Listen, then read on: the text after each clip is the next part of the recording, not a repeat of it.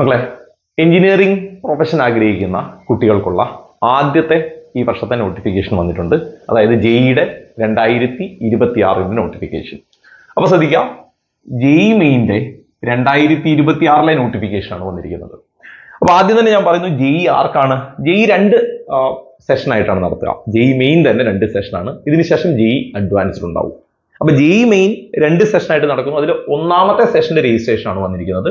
രണ്ടാമത്തെ സെഷന്റെ രജിസ്ട്രേഷൻ പിന്നാലെ ഉണ്ടാവും. ഇപ്പോഴല്ല, ഇത് കഴിഞ്ഞിട്ട് ജനുവരി ലാസ്റ്റ് വീക്കോട് കൂടി ഉണ്ടാവും. അപ്പൊ നിങ്ങൾക്ക് ജെഇ മെയിൻ്റെ ആദ്യ സെഷൻ മാത്രമായിട്ട് അപ്ലൈ ചെയ്യാം, സെഷൻ 2 മാത്രമായിട്ട് അപ്ലൈ ചെയ്യാം, രണ്ടിനും അപ്ലൈ ചെയ്യാം. ഇതിൽ പ്രശ്നങ്ങളില്ല. ഇതിന് രണ്ടിനും നിങ്ങൾ അപ്ലൈ ചെയ്താൽ ഇതിൽ ഏതാണോ ബെസ്റ്റ് സ്കോർ അതാണ് കൺസിഡർ ചെയ്യുക. ഓക്കെ. അപ്പൊ ഇതിൽ ജെഇ മെയിൻ്റെ ഇപ്പൊ ഞാൻ ഈ പറയുന്നത് ജെഇ മെയിൻ്റെ 2026 സെഷൻ 1 കുറിച്ചാണ്. സെഷൻ 2 പിന്നാലെ വരുമ്പോൾ പ്രൊസീജിയർ ഒക്കെ സെയിം ആവും, ഡേറ്റ് ഒന്ന് മാറും, രജിസ്ട്രേഷൻ ഡേറ്റ് ഒന്ന് മാറും, എക്സാം ഡേറ്റ് മാറും. 2 സെപ്പറേറ്റ് എക്സാം ആയിട്ടാണ് നടത്തുക. ഇനി ജെഇ മെയിൻ എഴുതുന്നത് എന്തിനാണെന്ന് ചോദിച്ചാൽ, ജെഇ മെയിൻ്റെ റാങ്ക് അനുസരിച്ചിട്ടാണ് NIT-കളിലും IIIT-കളിലും സെൻട്രൽ ഫണ്ടഡ് ടെക്നിക്കൽ ഇൻസ്റ്റിറ്റ്യൂട്ടുകളിലും ഒക്കെ അഡ്മിഷൻ നടക്കുക. അതേപോലെ ജെഇ മെയിൻ ഒരു എലിജിബിലിറ്റി എക്സാം ആണ്. ഏതിനുള്ളതാണ്? ജെഇ അഡ്വാൻസ്ഡിനുള്ള. ജെഇ മെയിൻ ക്വാളിഫൈ ചെയ്യുന്ന കുട്ടികളെ മാത്രമാണ് ജെഇ അഡ്വാൻസ്ഡിലേക്ക് എടുക്കുക. ആ ജെഇ അഡ്വാൻസ്ഡ് ആണ് IIT-കളിലേക്കുള്ള എഞ്ചിനീയറിംഗ് കോഴ്സുകൾക്കും അഡ്മിഷൻ ആയിട്ട് എടുക്കുക. അപ്പൊ ജെഇ മെയിൻ എഴുതുന്നത് കൊണ്ട് നിങ്ങൾക്ക് IIT-യിൽ അപ്ലൈ ചെയ്യാൻ പറ്റില്ല. അപ്പൊ എന്തൊക്കെ ചെയ്യാം? ജെഇ മെയിൻ നിങ്ങൾ ക്വാളിഫൈ ചെയ്താൽ ജെഇ അഡ്വാൻസ്ഡ് എഴുതാം, എന്നിട്ട് IIT-യിലേക്കും അപ്ലൈ ചെയ്യാം. അപ്പൊ ജെഇ മെയിൻ എഴുതിയാൽ, ജെഇ മെയിൻ മാത്രം എഴുതിയാൽ നിങ്ങൾക്ക് NIT, IIIT, central funded technical institute ഒക്കെ അപ്ലൈ ചെയ്യാം. ഇനി ജെഇ മെയിൻ ക്വാളിഫൈ ചെയ്തതിനു ശേഷം നിങ്ങൾ ജെഇ അഡ്വാൻസ്ഡ് കൂടി ക്ലിയർ ചെയ്താൽ നിങ്ങൾക്ക് ഇത് കൂടാതെ ഇതും അപ്ലൈ ചെയ്യാം, ജെഇ മെയിൻ ഉപയോഗിച്ച്, ജെഇ അഡ്വാൻസ്ഡ് ഉപയോഗിച്ച് IIT-യും അപ്ലൈ ചെയ്യാം. ഇതാണ് ശരിക്കും ജെഇയുടെ ഒരു പാർട്ട്, അല്ലെങ്കിൽ ജെഇയുടെ ഒരു രീതി. ഇനി രണ്ടാമത്തെ, ഇപ്പൊ സെഷൻ 1 മാത്രം എഴുതണോ? നിങ്ങൾക്ക് എഴുതാം. സെഷൻ 2 എഴുതണോ? എഴുതാം. 2 എഴുതണോ? അങ്ങനെയും എഴുതാം. ഇതിൽ കുഴപ്പമില്ല. ഇനി ഇത് കേരളത്തിലെ എഞ്ചിനീയറിംഗ് കോളേജുകളുമായിട്ടോ അല്ലെങ്കിൽ കേരളത്തിലെ ഗവൺമെന്റ് എഞ്ചിനീയറിംഗ് കോളേജുകളുമായിട്ടോ ഒന്നും ബന്ധമില്ല. അതിന് നിങ്ങൾ കീം വേറെ എഴുതുകയാണ്. ഇത് ഞാൻ ഈ പറഞ്ഞ NIT, IIIT, central funded technical institute, അതേപോലെ ജെഇ അഡ്വാൻസ്ഡിന്റെ എലിജിബിലിറ്റി, അതിനുവേണ്ടിയാണ് നിങ്ങൾ ജെഇ മെയിൻ അപ്ലൈ ചെയ്യേണ്ടി വരിക. ഇനി 2 പേപ്പർ ആയിരിക്കും. പേപ്പർ 1 BTech കോഴ്സുകൾക്കും പേപ്പർ 2 BArch, B പ്ലാനിംഗ് കോഴ്സുകൾക്കും. ഇവിടെയും നിങ്ങൾക്ക് സെലക്ട് ചെയ്യാം. നിങ്ങൾക്ക് പേപ്പർ 1 മാത്രമായിട്ട് എഴുതാം, പേപ്പർ 2 മാത്രമായിട്ട് എഴുതാം, പേപ്പർ 1 പേപ്പർ 2 ചേർത്ത് എഴുതാം. ഇതൊക്കെ നിങ്ങൾക്ക് ചെയ്യാം. അത് നിങ്ങളുടെ താല്പര്യങ്ങൾക്കനുസരിച്ചാണ്. നിങ്ങൾക്ക് ഈ 2 പേപ്പർ വേണമെങ്കിലും സെലക്ട് ചെയ്യാം. ഇനി ഇതിന്റെ രജിസ്ട്രേഷൻ ഡീറ്റെയിൽ നോക്കാം. ഓൺലൈൻ ആപ്ലിക്കേഷൻ ഒക്ടോബർ 31, 2025 ഒക്ടോബർ 31 തുടങ്ങി നവംബർ 27 വരെ, 2025 നവംബർ 27 വരെയാണ് ജെഇ മെയിൻ നിങ്ങൾക്ക് സെഷൻ 1 അപ്ലൈ ചെയ്യാനുള്ള സമയം. ഇനി അതിന്റെ കറക്ഷന്റെ date will be display later, പിന്നീട് അറിയിക്കും. നിങ്ങൾ കൊടുത്ത ആപ്ലിക്കേഷനിൽ എന്തെങ്കിലും തെറ്റുകൾ ഉണ്ടെങ്കിൽ അത് മാറ്റാനുള്ള സമയം പിന്നീട് തരും.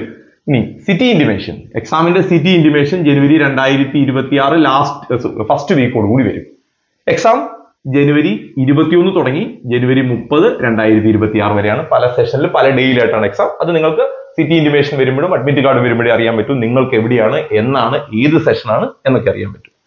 ഇനി സെഷൻ 2 ഞാൻ നേരത്തെ പറഞ്ഞു. സെഷൻ 2ന്റെ രജിസ്ട്രേഷൻ ജനുവരി 26, 2026 ലാസ്റ്റ് വീക്കിലെ സെഷൻ 2ന്റെ രജിസ്ട്രേഷൻ വരും. അപ്പൊ ഇതേപോലെ പ്രൊസീജിയർ ആണ്. ഇത് തന്നെ അവിടെയും ബാധകമാണ്. രണ്ടാമത് ഒരു എക്സാം ജെഇ മെയിൻ 2 പ്രാവശ്യമായിട്ട് നടത്തും. കുട്ടികൾക്ക് ആദ്യ എക്സാമിൽ നന്നായി പെർഫോം ചെയ്യാൻ പറ്റിയില്ലെങ്കിൽ വേണമെങ്കിൽ ഒരു ചാൻസ് കൂടി. അങ്ങനെയാണ് സെഷൻ 2 തരിക. സെഷൻ 2 നിങ്ങൾ എഴുതാം, എഴുതാതിരിക്കാം, അത് നിങ്ങളുടെ ഇഷ്ടമാണ്. ഇതാണ് അതിന്റെ ഡേറ്റ്. ഇതിന്റെ ബാക്കി ഡീറ്റെയിൽ ഞാൻ ഇതിന്റെ പിന്നാലെ പറയാം. ഇനി അതിന്റെ ഫീസ് ഡീറ്റെയിൽ നോക്കുക. ഫീസ് ഡീറ്റെയിൽ ഞാൻ നേരത്തെ പറഞ്ഞ പോലെ നിങ്ങൾക്ക് പേപ്പർ 1 BTech മാത്രമായിട്ട് എഴുതാം, അല്ലെങ്കിൽ പേപ്പർ 2 അതിലെ പേപ്പർ 2ന്റെ A പാർട്ട് BArch മാത്രമായിട്ട് എഴുതാം, പേപ്പർ 2B B പ്ലാനിങ് മാത്രമായിട്ട് എഴുതാം. ഇതിൽ ഏത് വേണമെങ്കിലും സെലക്ട് ചെയ്യാം. B മാത്രമായിട്ട് എഴുതാം, BArch മാത്രമായിട്ട് എഴുതാം, B പ്ലാനിങ് മാത്രമായിട്ട് എഴുതാം. അങ്ങനെ ഒരു എക്സാം മാത്രമാണ് ചൂസ് ചെയ്യുന്നതെങ്കിൽ മെയിൽ കാൻഡിഡേറ്റ്, ജനറൽ കാറ്റഗറിയിലെ മെയിൽ കാൻഡിഡേറ്റ് 1000 രൂപ അടയ്ക്കണം, ഫീമെയിൽ 800 രൂപയാണ്. എന്നാൽ നേരെ തിരിച്ച് കുട്ടി EWSO NCLO ആണെങ്കിൽ ആൺകുട്ടികൾ 900 രൂപയും പെൺകുട്ടികൾ 800 രൂപയുമാണ് അടയ്ക്കേണ്ടത്. നേരെ തിരിച്ച് SC category, ST category, third gender, physical disability, അത് ആൺകുട്ടിയാണെങ്കിലും പെൺകുട്ടിയാണെങ്കിലും 500 രൂപയാണ് അടയ്ക്കേണ്ടത്. നേരെ തിരിച്ച് നിങ്ങൾക്ക് പേപ്പർ 1 BTechഉം പേപ്പർ 2ന്റെ BArchഉം എഴുതണമെന്ന് വിചാരിക്കാം. രണ്ടും ഒന്നിച്ച് എഴുതാം, അതിനിതാണ് ഫീസ്. അല്ലെങ്കിൽ പേപ്പർ 1ഉം പേപ്പർ 2ലെ BTechഉം പേപ്പർ 2ന്റെ B എന്ന് പറയുമ്പോൾ B പ്ലാനിങ്ങും ഒന്നിച്ചെഴുതാം. അല്ലെങ്കിൽ പേപ്പർ 1 BTechഉം പേപ്പർ 2ന്റെ A and B, BArchഉം B പ്ലാനിങ്ങും മുഴുവനായി എഴുതാം. അല്ലെങ്കിൽ പേപ്പർ പേപ്പർ, അതായത് ബി എഴുതുന്നില്ല, ബിടെക് അല്ലെങ്കിൽ ബിടെക് എഴുതുന്നില്ല, ബി ആർക്ക് ബി പ്ലാനിങ്. അതായത് ഇവിടെ പറഞ്ഞിരിക്കുന്ന ഏത് കോമ്പിനേഷൻ നിങ്ങൾക്ക് സെലക്ട് ചെയ്യാം. 1ഉം 2ഉം എഴുതാം, 1ഉം 3ഉം എഴുതാം, 2ഉം 3ഉം എഴുതാം, ഇത് 3ഉം ഒന്നിച്ച് അപ്ലൈ ചെയ്യാം, ഒക്കെ അപ്ലൈ ചെയ്യാം. ഇതെങ്ങനെ ഈ കോമ്പിനേഷൻ നിങ്ങൾ ഒന്നിലെത്തിക്കാം. ഈ ഒരെണ്ണത്തിന്റെ കൂടെ ഏതെങ്കിലും ഒന്ന്, അല്ലെങ്കിൽ ഇതിപ്പോ നിങ്ങൾ ഒന്നായിട്ട് കൺസിഡർ ചെയ്യുക, ഇത് 2, ഇത് 3 എക്സാം ആണ്. ഇതിൽ ഒരെണ്ണം മാത്രമാണ് എഴുതുന്നെങ്കിലാണ് ഈ ഫീ. നിങ്ങൾ 1ഉം 2ഉം 1ഉം 3ഉം 2ഉം 3ഉം 1ഉം 3ഉം അല്ലെങ്കിൽ 1ഉം 2ഉം 3ഉം ഇത് മുഴുവനായിട്ടൊക്കെ എഴുതിയാലും ജനറൽ കാറ്റഗറി ആയാലും EWS ആയാലും NCL ആയാലും ആൺകുട്ടികൾ 2000 രൂപ അടയ്ക്കണം, പെൺകുട്ടികൾ 1600 രൂപ അടയ്ക്കണം. ഇനി നേരെ തിരിച്ച് SC ST third gender physical disability ഒക്കെ ആണെങ്കിൽ അത് ആൺകുട്ടിയാണെങ്കിലും പെൺകുട്ടിയാണെങ്കിലും 1000 രൂപ അടയ്ക്കണം. ഇത് നിങ്ങൾ അപ്ലൈ ചെയ്യുന്നതിന്, നിങ്ങൾ എക്സാം എഴുതുന്നോ എഴുതാതിരിക്കുക രണ്ടാമത്തേതാണ്. ഓൾറെഡി ശ്രദ്ധിക്കുക, ഇത് രജിസ്ട്രേഷൻ ഫീ ആണ്, നോൺ റീഫണ്ടബിൾ ആണ്. നിങ്ങൾ എക്സാം എഴുതിയാലും എഴുതിയില്ലെങ്കിലും ഈ പൈസ തിരിച്ചു കിട്ടൂല. ഇത് രജിസ്ട്രേഷൻ ഫീ മാത്രമാണ്, റീഫണ്ടബിൾ അല്ല. അപ്പൊ നിങ്ങൾ അപ്ലൈ ചെയ്യുമ്പോൾ ഇത് നോക്കിയിട്ട് വേണം ചെയ്യാൻ. നിങ്ങൾക്ക് ആഗ്രഹമുള്ള എക്സാം ആണ് എഴുതേണ്ടത്. നിങ്ങൾക്ക് എല്ലാം കൂടി എഴുതുന്നതിലും കുഴപ്പങ്ങളൊന്നുമില്ല. എക്സാമിന്റെ ഡീറ്റെയിൽ ഞാൻ ഇതിന്റെ പിന്നാലെ പറയാം. അതുപോലെ ഇതിന്റെ മോഡ് ഓഫ് എക്സാമിനേഷൻ നോക്കാം. പേപ്പർ 1 ബിടെക് ചൂസ് ചെയ്യുന്നവർക്ക് കമ്പ്യൂട്ടർ ബേസ്ഡ് എക്സാം ആണ്, CBT ആണ്. എന്നാൽ പേപ്പർ 2 അതിൽ A പാർട്ട് BRക്ക് ചൂസ് ചെയ്യുന്നവർ ശ്രദ്ധിക്കുക. നിങ്ങളുടെ പാർട്ട്, നിങ്ങൾക്ക് 3 പാർട്ടായിട്ടാണ് exam. Part 1 maths, part 2 aptitude test, ഇത് രണ്ടും CBT ആണ്. എന്നാൽ നേരെ തിരിച്ച് പാർട്ട് 3 ഡ്രോയിങ് ടെസ്റ്റ്, അത് പെൻ ആൻഡ് പേപ്പർ ആണ്. ഈ BRക്ക് ചെയ്യുന്നവർക്ക് മാത്രം ഒരു ഓഫ്ലൈൻ എക്സാം ഉണ്ടാവും, പെൻ ആൻഡ് പേപ്പർ, അത് ഡ്രോയിങ് ടെസ്റ്റ് ആണ്, പേപ്പർ അല്ലെങ്കിൽ പാർട്ട് 3. ഇനി പേപ്പർ 2 അതിൽ B part B planning choose ചെയ്യുന്നവർ ശ്രദ്ധിക്കുക. അവരുടെ പാർട്ട് 1 മാത്സ്, പാർട്ട് 2 ആപ്റ്റിറ്റ്യൂഡ്, അതായത് BRക്കിന്റേത് പോലെ പാർട്ട് 1 മാത്സും പാർട്ട് 2 ആപ്റ്റിറ്റ്യൂഡ് കൊണ്ട്, കൂടാതെ പാർട്ട് 3ക്ക് ഡ്രോയിങ്ങിന് പകരം പ്ലാനിങ് ബേസ്ഡ് ക്വസ്റ്റൻ ആണ്. ഈ 3 പാർട്ടും CBT ആണ്. അപ്പോൾ ഓൾമോസ്റ്റ് ബിടെക് കംപ്ലീറ്റ്ലി CBT ആണ്, ബി പ്ലാനിങ് കംപ്ലീറ്റ്ലി CBT ആണ്. BRക്കിൽ മാത്രം ഈ പാർട്ട് 3 ഡ്രോയിങ് ടെസ്റ്റ് മാത്രം എന്താണ്, പെൻ ആൻഡ് പേപ്പർ ആണ്, അത് ശ്രദ്ധിക്കുക. പിന്നെ എക്സാമിന്റെ ലാംഗ്വേജ് ശ്രദ്ധിക്കുക.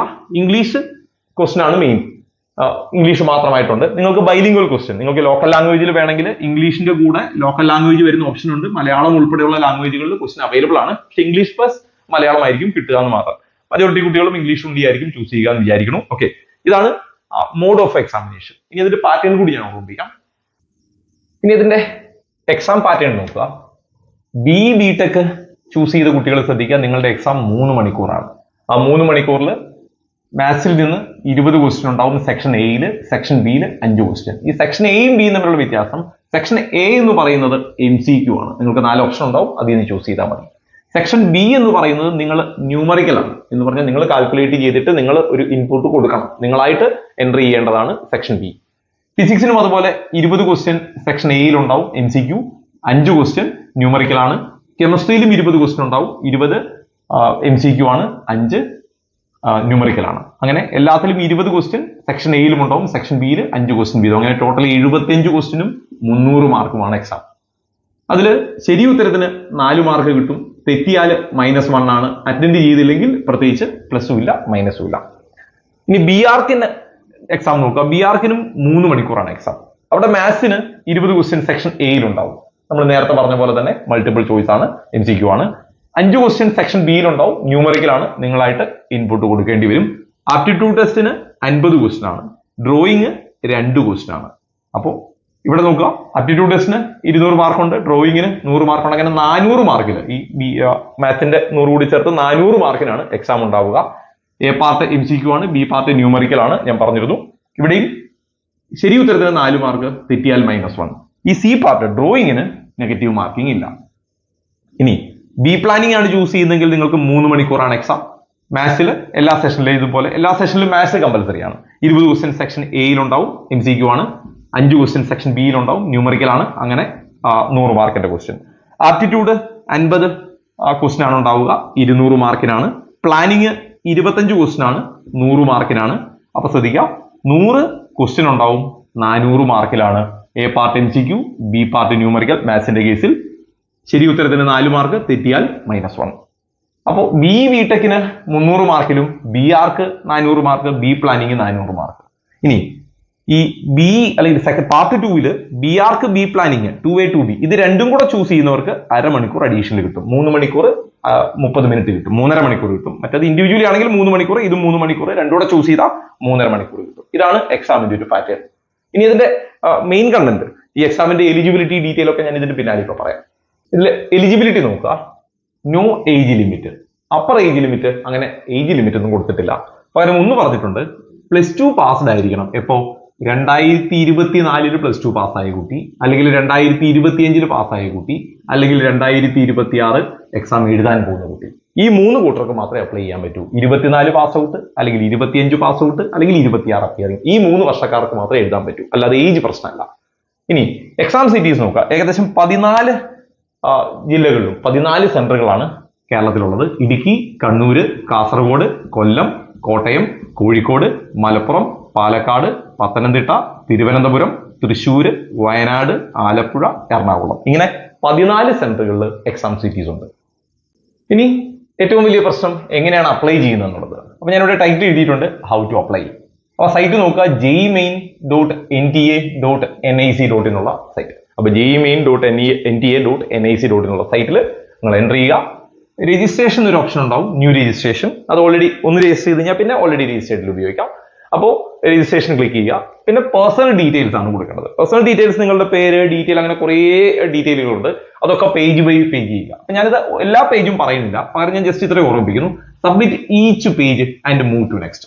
അതായത് നിങ്ങൾ ഓരോ പേജിലും ഡീറ്റെയിൽ കൊടുത്തതിന് ശേഷം അത് ക്ലിയർ ആണെന്ന് നോക്കിക്കഴിഞ്ഞാൽ അത് സേവ് കൊടുക്കാം. സേവ് കൊടുത്ത് അടുത്ത പേജിൽ പോകും. അപ്പൊ നിങ്ങൾക്ക് ഓരോ പേജ് കഴിയുമ്പോഴും കാണിക്കും ഏതൊക്കെ പേജ് നിങ്ങൾ കംപ്ലീറ്റ് ആയി. അപ്പൊ ഏതെങ്കിലും ഒരു പേജിൽ നിങ്ങൾക്ക് അടുത്ത പേജിലേക്ക് പോകാൻ പറ്റുന്നില്ലെങ്കിൽ ആ പേജിൽ നിങ്ങൾ മാൻഡേറ്ററി ആയിട്ട് കൊടുക്കേണ്ട ഡോക്യുമെന്റ് അല്ലെങ്കിൽ ഡീറ്റെയിൽ കൊടുത്തിട്ടില്ല എന്നാണ് അർത്ഥം. അപ്പൊ അത് കംപ്ലീറ്റ് ചെയ്താലേ നിങ്ങൾക്ക് അടുത്ത പേജിലേക്ക് പോകാൻ പറ്റൂ. ചില പേജുകളിൽ എത്തുമ്പോൾ നിങ്ങൾക്ക് അതിന്റെ പ്രിവ്യൂ കാണിക്കും. കുറെ പേജുകൾ കഴിയുമ്പോൾ അതിന്റെ ഒരു പ്രിവ്യൂ കാണിക്കും, ഇതുവരെ നിങ്ങൾ കൊടുത്ത ഡീറ്റെയിൽസ് കറക്റ്റ് ആണോ. അപ്പോൾ അത് കറക്റ്റ് ആണെങ്കിൽ അതൊന്നുകൂടി വെരിഫൈ ചെയ്തിട്ട് പിന്നെ നിങ്ങൾക്ക് കൺഫേം ചെയ്ത് അടുത്ത പേജിലേക്ക് പോകാം. ചില പേജുകളിൽ വരുമ്പോൾ നിങ്ങൾക്ക് മൊബൈലിൽ OTP വരും, ഇമെയിലിൽ OTP വരും. അപ്പൊ അത് കൊടുത്താലേ നിങ്ങൾക്ക് അടുത്ത സ്റ്റെപ്പ് കടക്കാൻ പറ്റും. ഇങ്ങനെ ഓരോ പേജുകൾ കഴിയുമ്പോഴും പ്രൊസീജിയറുകൾ, ചിലയിടത്ത് സേവ് ആണ്, ചിലയിടത്ത് പ്രിവ്യൂ കാണാം, ചിലയിടത്ത് നിങ്ങൾക്ക് OTP വെരിഫിക്കേഷൻ ഉണ്ടാവും, ഇങ്ങനെ കുറെ ഉണ്ടാവും. അതുകൊണ്ട് ആ ഡീറ്റെയിൽ ഒക്കെ നിങ്ങൾക്ക് 1 by 1 ഫിൽ ചെയ്ത് പോകാം. അപ്പൊ ഓരോ പേജും സേവ് കൊടുത്താലേ അടുത്തേക്ക് പോകും. ഇനി ID ഡീറ്റെയിൽസ്, അത് പ്രത്യേകം ശ്രദ്ധിക്കുക. ആധാർ അല്ലെങ്കിൽ ഡിജി ലോക്കർ. ഇപ്പൊ ഡിജി ലോക്കറിൽ ഒരു അക്കൗണ്ട് ഇല്ലാത്തവരാണെങ്കിൽ ഡിജി ലോക്കറിൽ ഒന്ന് എടുക്കുന്നത് നന്നായിരിക്കും. കാരണം ആധാർ അല്ലെങ്കിൽ ഡിജി ലോക്കർ ആണെങ്കിൽ കുറെ എളുപ്പമുണ്ട്. നിങ്ങൾ ID പ്രൂഫ് ഒന്നും വേറെ വെക്കേണ്ടതില്ല. ഓക്കെ. ഇനി സെന്റേഴ്സ് ചൂസ് ചെയ്യുന്നൊരു ഓപ്ഷൻ വരും. അവിടെ നിങ്ങൾക്ക് 4 ചോയ്സസ് കൊടുക്കാം. ഓൾറെഡി നമ്മൾ സെന്ററുകൾ 14 സെന്ററും പറഞ്ഞിട്ടുണ്ട്. അതിൽ നിങ്ങൾക്ക് ഇഷ്ടമുള്ള 4 എണ്ണം കൊടുക്കാം. ഇനി പ്രത്യേകം ശ്രദ്ധിക്കുക, ഇവിടെ പുതിയതായി ഒരു സാധനം വന്നിട്ടുണ്ട്, ലൈവ് ഫോട്ടോഗ്രാഫ്. അപ്പൊ നിങ്ങൾ അപ്ലൈ ചെയ്യുമ്പോൾ ആ വെബ് ക്യാം ഉപയോഗിച്ചുകൊണ്ട് നിങ്ങളുടെ ലൈവ് ഫോട്ടോ ക്യാപ്ചർ ചെയ്യുന്ന ഒരു പ്രൊസീജിയർ കൂടി വന്നിട്ടുണ്ട്. അപ്പൊ അത് നിർബന്ധമായിട്ട് ചെയ്യുക. അപ്പൊ നിർബന്ധമായിട്ടും കുട്ടി അപ്ലൈ ചെയ്യാൻ പോയേ പറ്റൂ. മറ്റേതങ്ങനെ ആയിരുന്നില്ല, നമ്മുടെ ഡോക്യുമെന്റ് കൊടുത്തുകൊണ്ട് നമുക്ക് ആരെ കൊണ്ട് വേണമെങ്കിലും അപ്ലൈ ചെയ്യിക്കായിരുന്നു. ഇപ്പൊ അങ്ങനെയല്ല, ലൈവ് ഫോട്ടോഗ്രാഫ് ഉണ്ട്, കുട്ടിയുടെ ഫോട്ടോ ക്യാപ്ചർ ചെയ്യും. ഓക്കെ. ഇനി ഒരു ഡോക്യുമെന്റ് അപ്ലോഡിംഗ് ഉണ്ട്. അതിൽ കുട്ടിയുടെ ഫോട്ടോഗ്രാഫ് വേറെ അപ്ലോഡ് ചെയ്യുകയും വേണം. ആ ഫോട്ടോഗ്രാഫിന് 300 KB സൈസ് വരെ വരാം. ഇതിൽ പേരും ഡേറ്റും ഒന്നും വെക്കാൻ പറഞ്ഞിട്ടില്ല. അപ്പൊ അത് നിങ്ങൾ വെക്കണമെന്നില്ല, വെച്ചാലും കുഴപ്പമില്ല, ഇല്ലെങ്കിലും കുഴപ്പമില്ല. ബെറ്റർ അവർ ആവശ്യപ്പെടാത്ത സ്ഥിതിക്ക് നോർമൽ ഫോട്ടോഗ്രാഫ് കൊടുക്കാം. അത് 2 ചെവിയും, അതായത് നേരെയുള്ള ഫോട്ടോ ആയിരിക്കണം. അപ്പൊ നിങ്ങൾക്ക് ഒരു സേഫ്റ്റിക്ക് വേണ്ടി എന്ത് ചെയ്യാം, ഈ 2 ചെവിയും കാണുന്നത് പോലെ എടുക്കാം എന്ന് മാത്രം. നേരെയുള്ള ഫോട്ടോ ആയിരിക്കണം എന്നാണ് അവർ ഉദ്ദേശിക്കുന്നത്. ഓക്കെ. ഈ ഷോളൊക്കെ വെച്ച് മറച്ചിട്ടുണ്ടെങ്കിൽ നിങ്ങൾക്ക് ഒരു സേഫ്റ്റിക്ക് വേണമെങ്കിൽ ആ ഷോള് ഒന്ന് മാറ്റിയിട്ട് ചെവി കാണാവുന്ന പോലെ എടുക്കാം. അത് JPG അല്ലെങ്കിൽ JPEG ഫോർമാറ്റിലായിരിക്കണം. പിന്നെ സിഗ്നേച്ചർ 50 KB വരെ സൈസ് പോവാം, JPG അല്ലെങ്കിൽ JPEG format. 10th certificate upload ചെയ്യണം, അത് 300 KB വരെ പോവാം, PDF ആയിരിക്കണം.